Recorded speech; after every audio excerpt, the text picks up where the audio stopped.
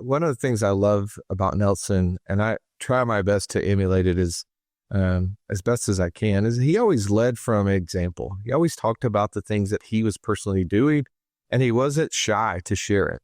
And I find that so authentic, right? In a day of where people talk about a lot, but they don't really do a lot. Nelson was one of those that always lived what he talked about, whether that was the gospel and his faith in Jesus, or it was what he was doing with infinite banking.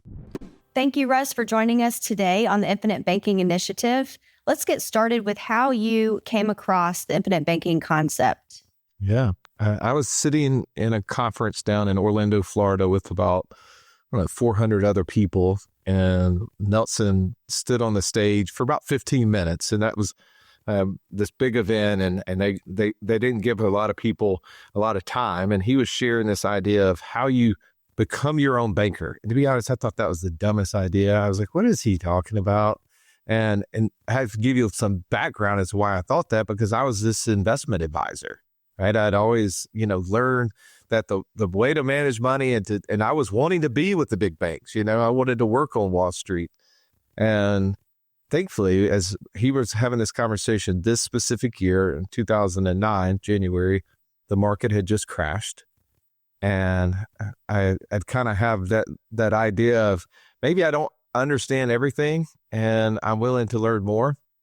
Because if I took you back, I'd seen Nelson speak actually 4 previous Januaries at different events across the country. And each time, whenever somebody mentioned what that was about, it was about whole life insurance. I was like, oh, well, that's not for me. But this specific January, I went to a breakout session and somebody, started breaking down the two sisters example from his book. And man, that just unlocked a lot of opportunity. So when did you first meet Nelson? When did you first start that personal relationship with him?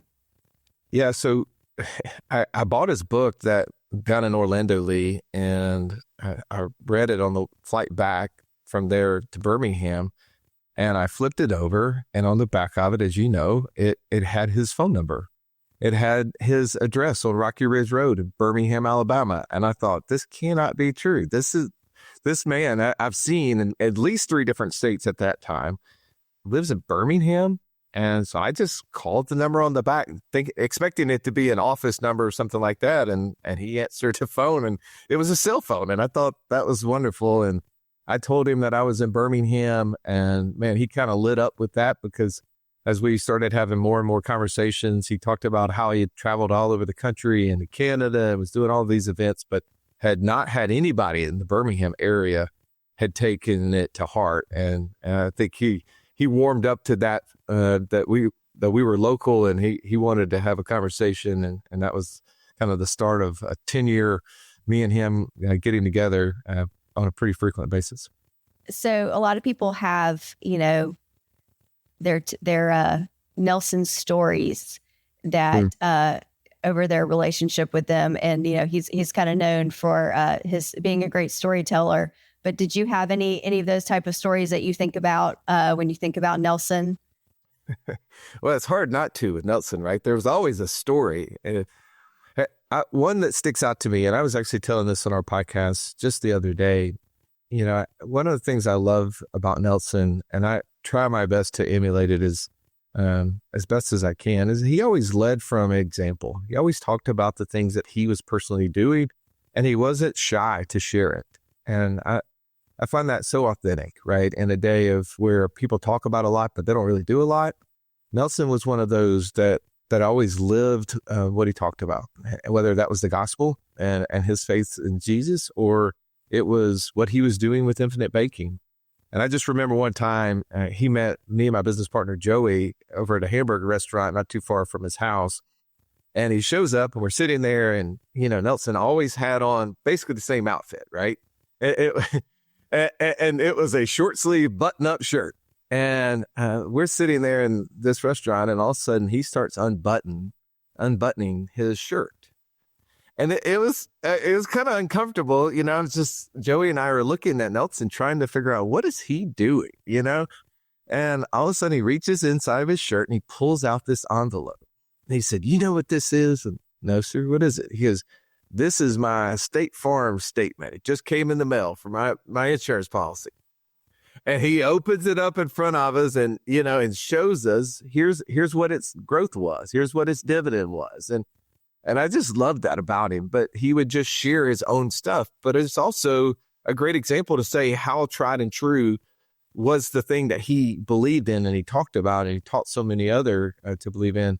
It was because he had something. And I feel like that was one of those that just stood out in my mind that, for that point in time, I've tried my best to share the things we're doing for better or for worse. Yeah. I learned, one of the consistent comments from all these podcasts so far is that everybody has a lunch story with Nelson. That was his go-to. Is like meet you for lunch. Just go to lunch. That's right. Yeah, that's good. Well, and Nelson, he'd come in our office and we'd give him a cup of coffee. And I'm not certain he ever drank from that cup of coffee, but he always would get to the point where he had a little line and he would just he'd bring it up to his lips, that was classic Nelson. Yeah, he'd tell a joke and then he'd take a sip. That's right. He'd swallow it as the joke was resonating throughout the room. That's right. Let's let it sit there just for a little bit. Yeah. He was a character. Yeah. When you first started practicing IBC in your career, what were some of the challenges that you came across, that you faced, and how did you overcome those? Yeah, I had a bunch of them because the idea to learn something is much easier than to unlearn something. And I had all of those challenges having, become a certified financial planner, an investment advisor, all the things that Wall Street had taught me that I had started to learn work correct. But then going through IBC, I really had to unwind a bunch of that knowledge. So it was a real obstacle for me. The one gifting I had is I wasn't very smart. And I was willing to put that on parade in front of a lot of people, meaning that I had all these clients at this time that I had been investing their money and, the market had crashed. And I read this book and I spent probably the next 3 to 6 months trying to figure out why it didn't work, trying to disprove it. And it's kind of like C.S. Lewis, trying to do that with the gospel and realizing the more and more he went through it, he was, validating it. And what I did is I took Nelson's book and I shared it with 3 of my best clients, and I had to say, first of all, I apologize everything that I've, learned up to this point, and we're seeing some of it, unravel. And I'm learning this new idea and I believe it's really, really interesting, but I appreciate your feedback on it. And each one of them thankfully read it. And it was their responses that really helped seal the deal for me, because their responses were overwhelmingly positive, other than, why haven't you shared this with me before? And so the unlearning of a lot of things, but then thankfully the benefit of having other people create that additional confidence that maybe I lacked. And because I didn't want to be an insurance guy, like that was not the thing that was really high on my list of to-dos that didn't seem real prestigious. And I had this, I want to be able to be a Wall Street investment advisor. And that's going to, have this criteria, and insurance seemed much lower than that. And I think for me, I had to get over a lot of that in order to really figure out, well, what's the best thing for the person I'm trying to help? So how have you seen IBC influence or change or impact your clients' lives? Well, I mean, my business partner is a great example. He was one of those first people that I went to and I shared the book with. And he was, at the time, I think you guys are going to have him on the podcast, and I won't steal too much of his story, but he was doing all the traditional things. And I watched how his life transformed, how he was making a lot of money in the career in which he was in. And he started implementing IBC in his life, and he realized the door was, and the window to the world was much greater than he saw. And it started him down a trail of learning other ways to make money, to where he left that career that he was happy the fact that he was serving a lot of people, but he was unhappy that he wasn't really helping them do things that he would have, notched as a do good. And I see him as an example. I see we have so many stories in our community of people who become financially free.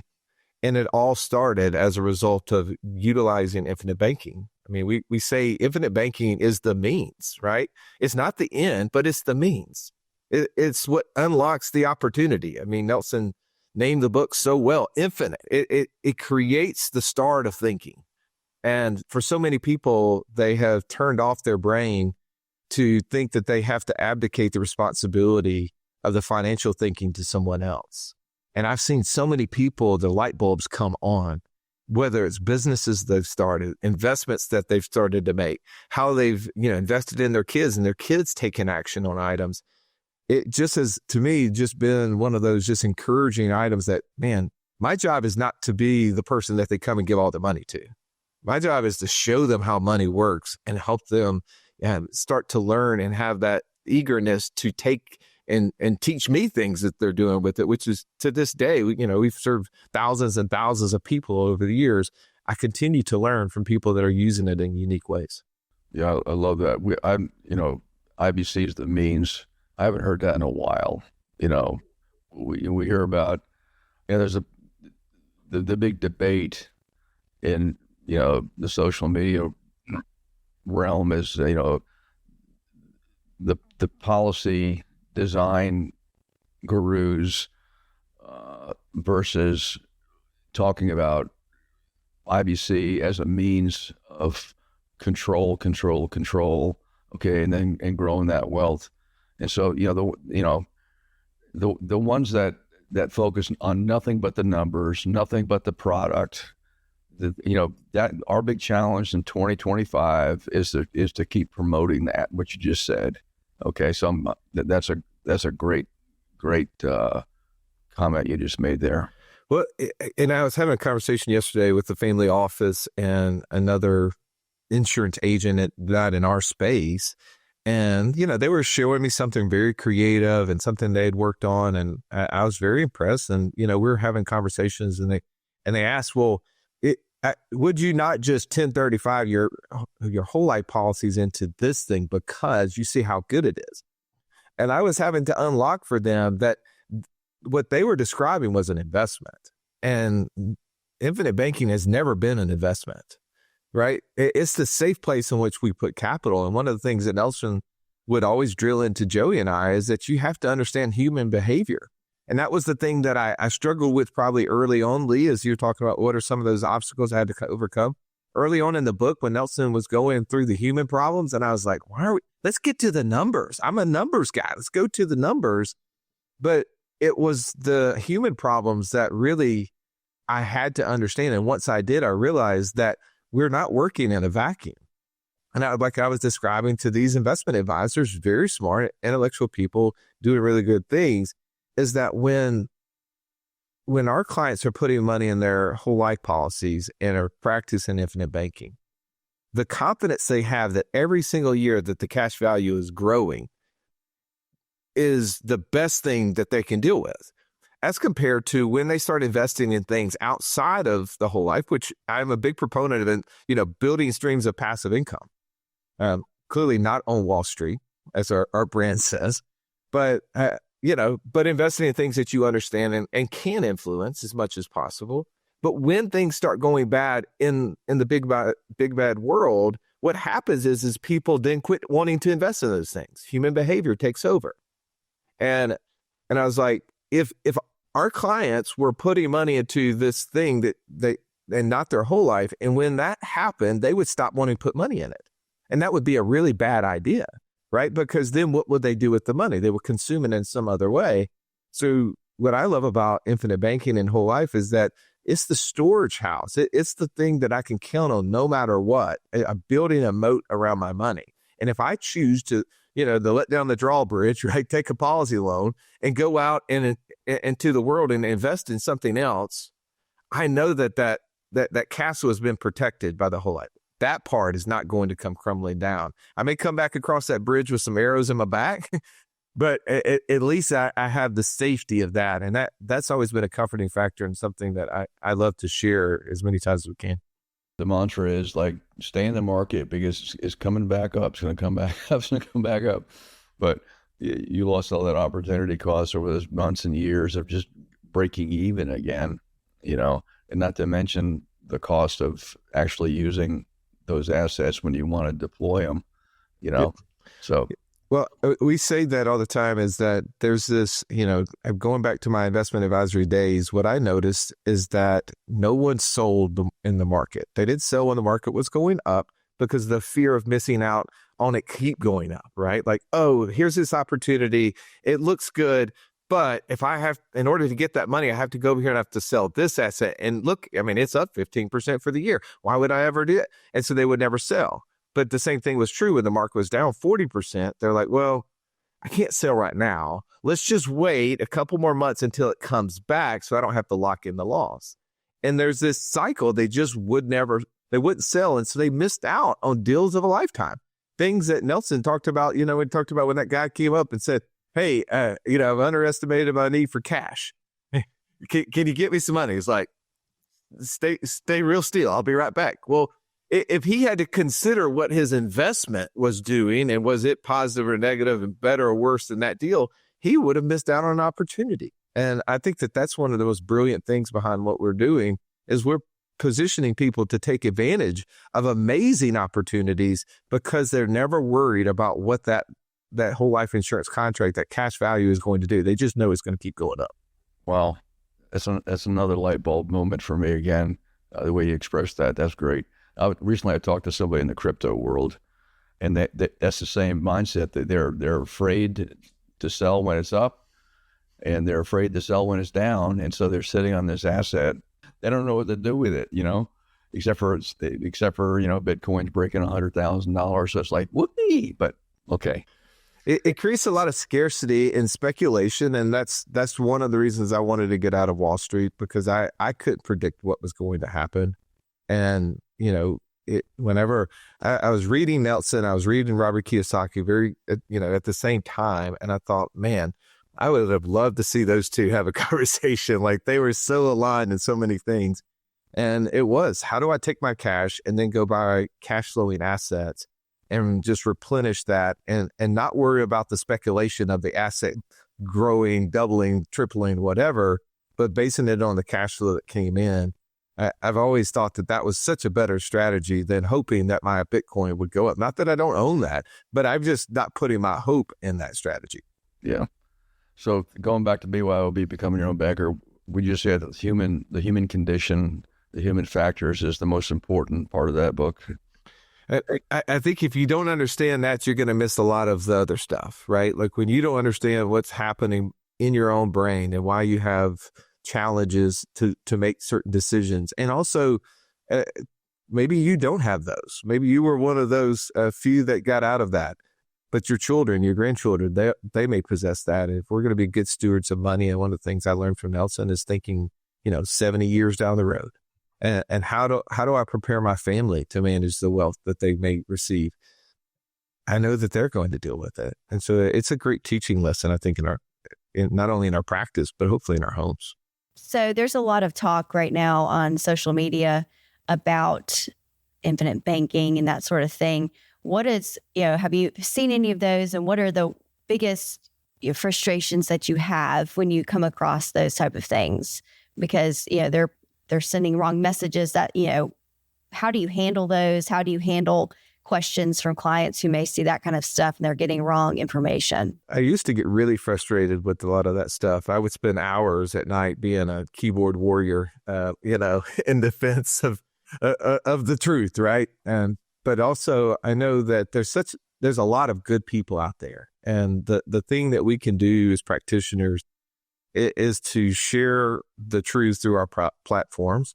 And it's easy to know what the truth is, right? Like maybe I learned this from Nelson, but he would, I believe it was him that would talk about, the reason that I think it's the Secret Service that managed the dollar, that they know what a counterfeit looks like because they know what the real thing looks like, right? There's no mistake. And I think if we are sharing the truth, people will start to see the flaws in the half-truths that are out there. it's, in of itself, you can't, one of the ones I love to, correct people on is that we just can't make money by borrowing money, right? Like there's no intrinsic value just because I could borrow money from the insurance company. I don't just make money in that. If I'm going to borrow it, I have to use that money to go create something that's going to earn more than what the cost of borrowing is. And understanding that is a critical factor. And usually I hear that's in the people that are early on, that are just learning it. And they have half information. And so they're going out and they're wanting to tell people. So if you can find those and just gently nudge them and say, hey, let me, share with you some more to the story. I think that there's a benefit. And also just sharing what people are doing with it and how they're using it. Because I think the other side is the people who are like, oh, infinite banking, that's just this gimmick to sell life insurance, right? And it's really helping educate them that, no, it's not just a gimmick to sell life insurance. You probably have a lot of the same objections and obstacles that I had in my way. Do you mind if I share my story? I think about it like when we share our testimony, right? People who are non-believers, they're like, you guys are just fanatics. You fall in a cult, whatever, whatever their thing is. Like, oh man, I used to kind of sort of think that way. And here's what I was doing and how I was falling short. And when this was revealed to me here, this is how I feel now. And this is a result of that. I think if we do that to the world and we say, hey, this isn't a magic pill. This is just a tool that is underutilized by the average person, not by the wealthy, but by the average person. And either we can stay average or we can become more wealthy by following more of those strategies that the wealthy are using. And so what are some of the ways that you and your partner are doing? You said getting out there on your platform and spreading the truth. Share with us some of those methods that you guys have. What are y'all doing? One of the things that we started doing is just helping people see that this fits in a holistic view of how they manage their cash flow. And, this is, for us, we realize there's a lot of problems people are dealing with and not trying to make the most maybe controversial topic, the topic for them to focus on initially. Like I used to say, hey, David, let's talk about whole life insurance. Now, if you have an aversion to that, then anything else I have to share at that point in time, you're probably not going to listen to. And so what we will do is we start talking about, hey, how close are you to financial freedom right now? And, most of the conversation goes into what their 401k balance is, what their mutual funds did last month. And so we say, well, let me help you understand how we believe that financial freedom equals your passive income greater than your monthly expenses. How are you doing in relationship to that? And so we get them talking about things that they're interested in. And what I found is that when we help people see what's the goal, now we can start creating the steps to achieve that. And in our process, the first thing is find out what their vision is. What's this current strategy to get in there? And if it's not correct, let's upgrade that. The second part of our strategy is where are you going to store your cash? and we start to then be able to break down the problems that maybe exist in their current method as compared to using whole life insurance and then using the infinite banking concept to help with that. And then we start talking about how do you become an investor and build passive incomes. But we're telling them from the beginning, here's the goal. And then we show them, here's the steps we're going to take to do it so they can see it. And then I think that they follow, they're like, oh, okay, I'm willing to follow this process because I'm not going at them with the one thing that they feel like is maybe controversial that their friends will say, oh, man, why are you doing that? But if they can say, here's where I'm going and I'm doing this, I'm doing this, I'm doing this. And that was just an upgrade for us as time went on. We had to learn new things, learn ways to be better with our own money. And then just like Nelson would do, we just started sharing, for better, for worse, start sharing what we were doing. And I think that that's been a huge way to get more people interested in the message through helping them solve the problem that they want to really solve. How much time do you have to invest in each client to keep them on track? Or do you have automated systems? I mean, that sounds like a lot of work. You know what I mean? Well, yeah, I think there's slow learners like me and there's some really quick people who are probably like Lee, right? I think there's some people that get it very fast. Our podcast has been our number one way that we communicate with people. It's funny, I love that you're starting this podcast. We started ours in 2017. And it was because if I was having a conversation with you, David, and you shared with me something cool you were doing with your infinite banking policies and how you're borrowing against it to do X, Y, or Z. And if I wanted to share it with Lee, I'd have to call her, or I'd have to wait till she came in my office, right? Because at the time, almost all our clients were local. And we had this young guy in our office, and he said, guys, why don't you guys start a podcast? And, Joey pulled up Google and looked at what podcast meant. And we were like, that thing. Okay. I don't even know how you would do that. And so we really started our podcast with the intent of having a weekly conversation with our existing clients. And what ended up happening as a result is that other people started hearing it all over the country. And within 2 years, our business had quadrupled. We were doing business in almost every state. And then as time has gone on, people who keep coming to us, we ask the question, how'd you hear about us? They go through the podcast. Oh, cool. When did you start listening? 3 years ago. And so to your question, like some people have been listening for years and learning and listening and learning, and they go listen to this one. And just like I was talking about the truth, the authenticity will show up. They start to hear, they'll start listening and they'll go, wait a second, I can see that's different than this one. And so they're able to discern that. So we have a lot of people that are in our process for a long time, meaning that they're learning. But also by the time they get to us, they start asking, hey, how can I start this infinite banking concept? Hey, I want to start this infinite banking concept by doing this, right? Which is good. Like that's a great way as compared to when I first started and I was going out and meeting people and saying, hey, let me tell you about this infinite banking concept. You got $20 and handing them the book, right? Like that was hard because they were like, wait a second, I didn't ask for this. And,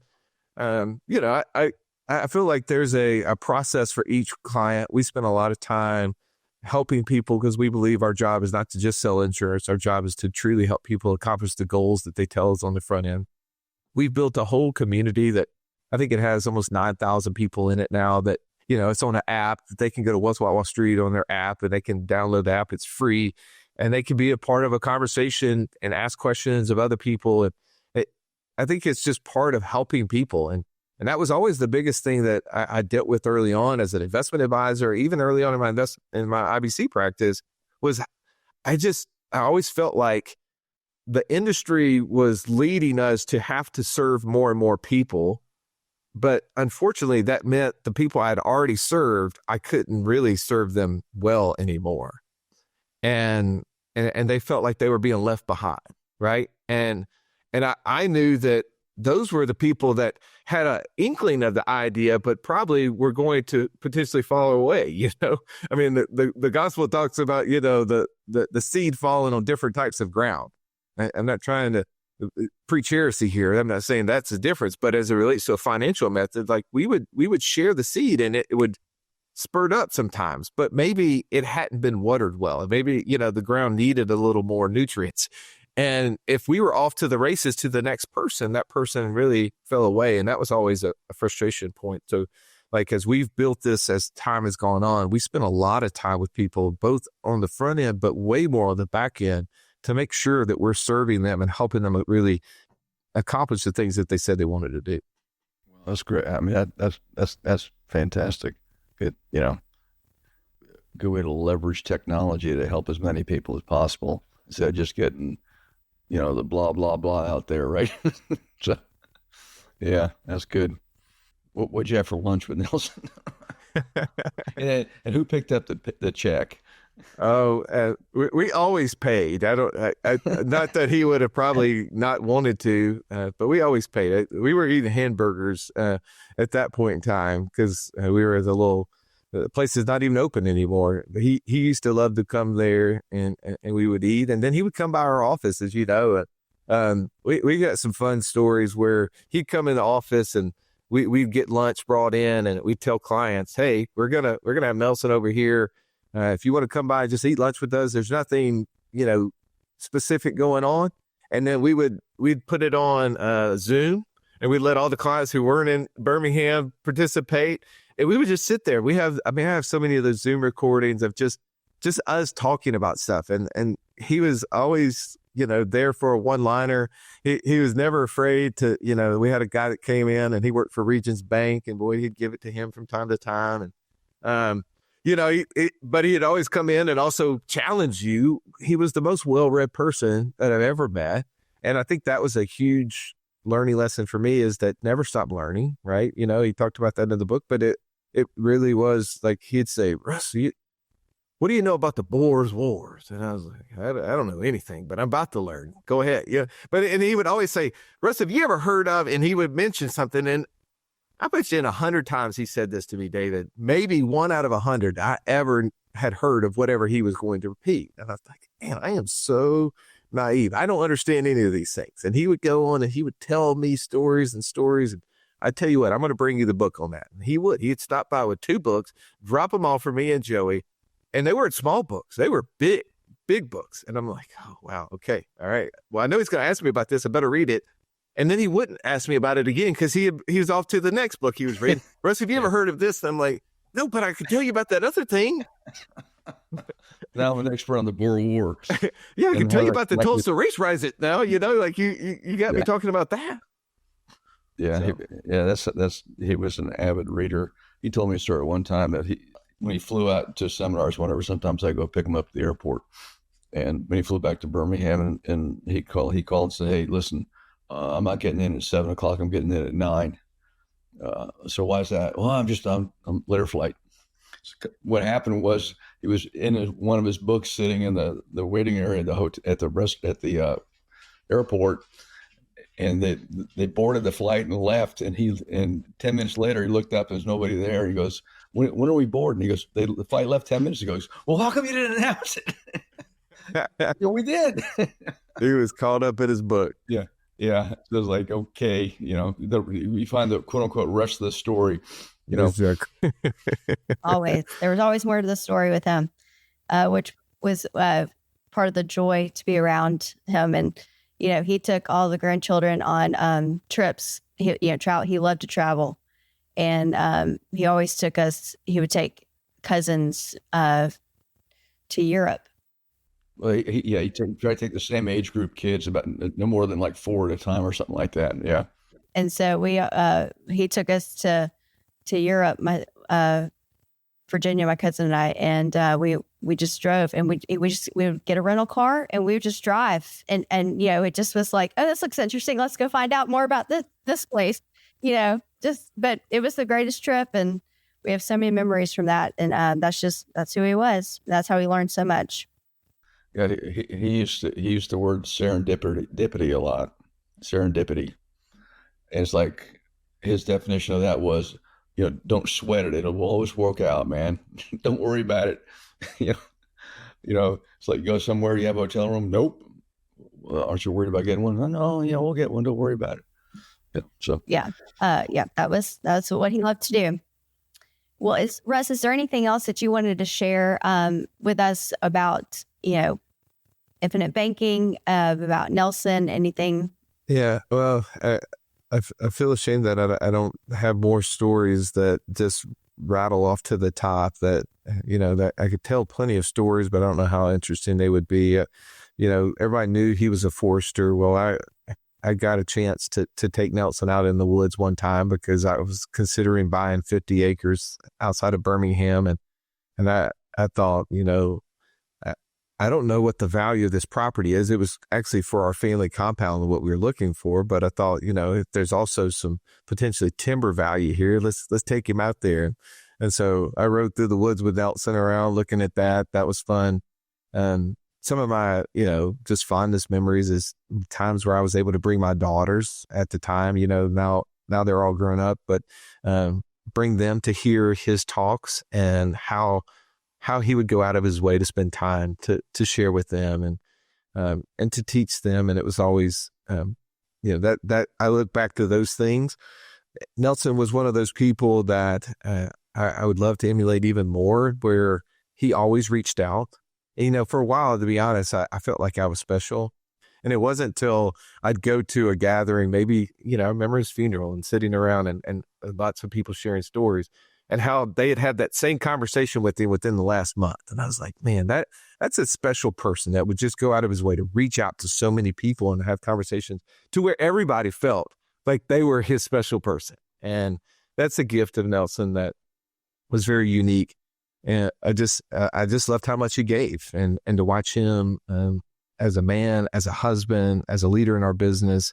It was really special to us to be able to spend a lot of time with him. And, I have memories of when he came by and I was busy, and we used to have these glass walls, and I couldn't, I'm on a Zoom call, and he's out there. And I think back to how many times I wish I could have just ended that call and walked out there, because we don't know how fast time goes by. So those are fun things for me to think about with Nelson, and clearly the business that we're in, the achievements we've made.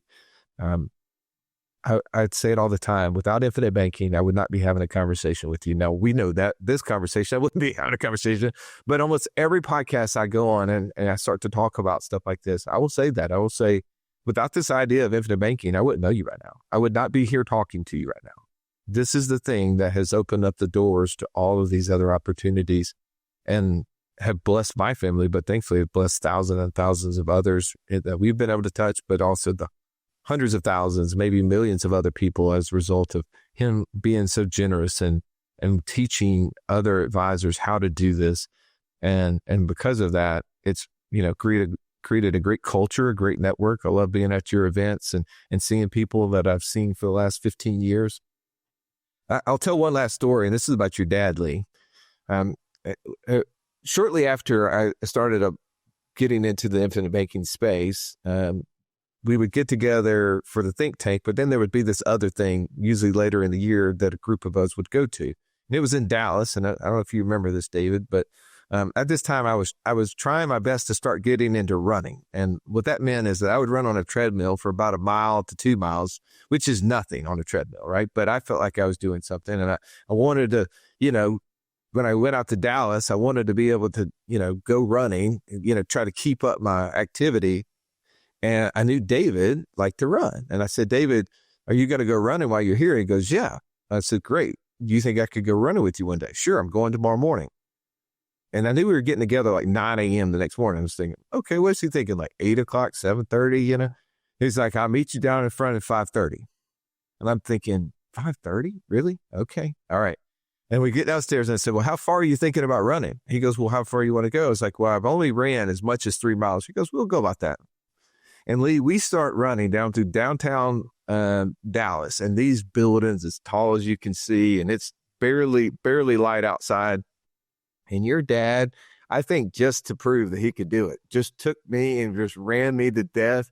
And in my brain, I'm thinking we're going to go about 1.5 miles this way, and then we're going to turn around and go about 1.5 miles back. And I had a pretty good gauge of how long it took for you to do that. And we were long past that. And I got to a point where I was like, okay, David, I got to stop. And he's like, what? What do you mean you got to stop? How far are we going? So I don't know if you still go running. I know you do a lot of biking, but that was one of those moments I thought, hey, I will never make that mistake again to go running with a guy who really runs. We only did like maybe 5 miles. But maybe 5 miles. That seemed like a marathon to me at the time. I wish I could do that again, but I quit because it was getting too hard to get out of bed the next morning. So I did. I transitioned to a road bike. But yeah, I remember that. Yeah, that wasn't that far. It wasn't that fast. I still remember. I mean, when I go on trips and people are like, "Hey, you want to go for a run?" I'm like, "Nah, I'm good. I'm not gonna do it again. Yeah, not gonna fool me again. I'm not gonna do that again." There's your life lesson. Yeah, that's right. Well, thank you guys for hosting me. It's always fun to be with you, and anything we can do to support the mission and what you guys are doing. Appreciate that.